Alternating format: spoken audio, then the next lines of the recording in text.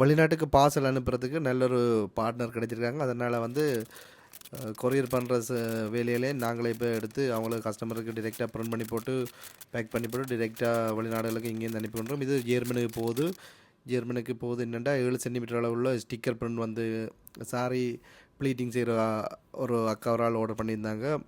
2000 piece label வந்து 7 சென்டிமீட்டரில் அடிச்சிருக்கிறோம்.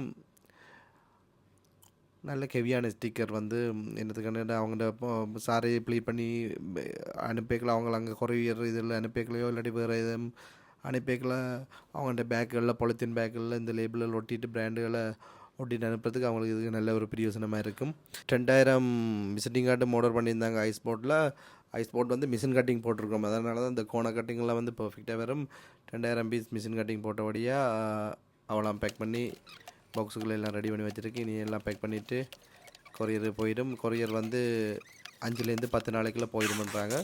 அந்த இதில் எடுத்து நாங்களே அனுப்பி கொண்டிருக்கிறோம். 5லேருந்து 10 நாளைக்குள்ளே போயிடும். German, France, London, Canada, Swiss எந்த நாட்டுக்கு கண்டாலும் கொரியர் இங்கேருந்து அடித்து